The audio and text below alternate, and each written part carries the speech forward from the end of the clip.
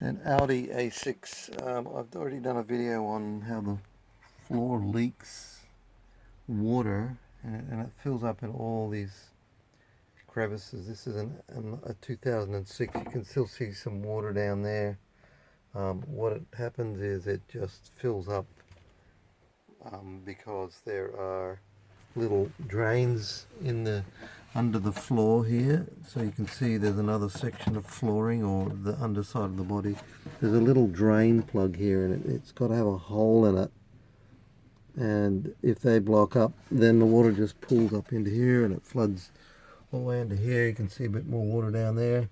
This is dry. This used to have water that was at least an inch off the bottom of the floor, and it got into the carpet, and then you get that sort of cabin that has moisture on the inside of the windows, not on the outside, and it's just terrible. So I did a video on the fact that down inside this cover that has the ECU, there's a hole that takes these plugs right down through here, and so it's cut away into the metal.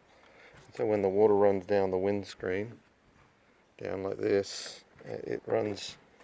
Thankfully this cover's on here, so it doesn't run into that, but what it does is it runs down behind this thing, and in here, there's water in there now, but there's a little tiny lip, and it overflows the lip, and it runs down through the inside of this hole and down through the footwell in the cabin, right up under here. It just runs underneath this stuff, and it also floods. So there's two common issues with, well, at least I found on this car. This is the wagon, 2006 A6 wagon, where it's only on the passenger side. We haven't seen anything on the driver's side, but we pulled everything out because the carpet was just like a sponge. It was full of water,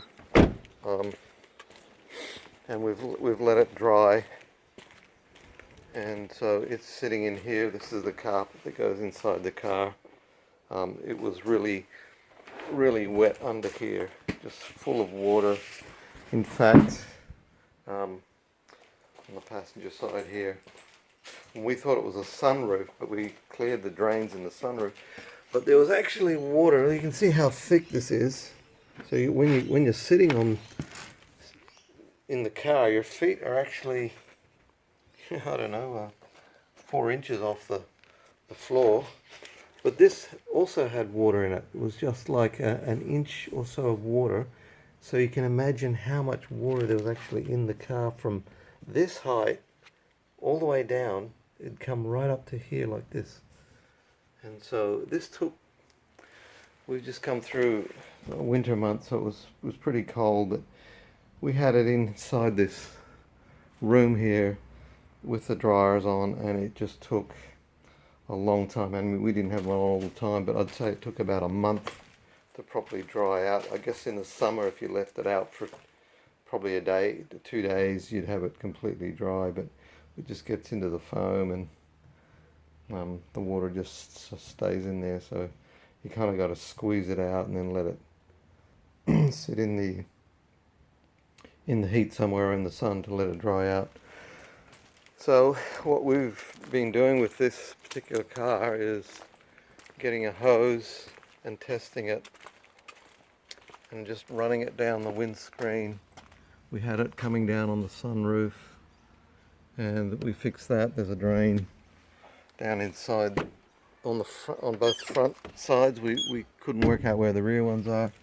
There's a hole right down in here where the water comes out of the sunroof. So if you run water with your sunroof open and it's filling up, just have a look in here to see if there is any water coming out of there, because that's where it needs to come out. That's a drain outlet for this particular car in the front on both sides.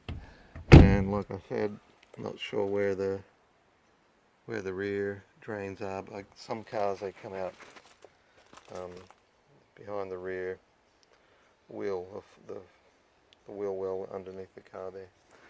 So if you're having issues with leaking or water in the cabin, that's what we've discovered, and we're hoping now that, and we'll test it again, but we're hoping that there's no more issues with water getting in there, and we can put the carpet back in and get this thing back on the road.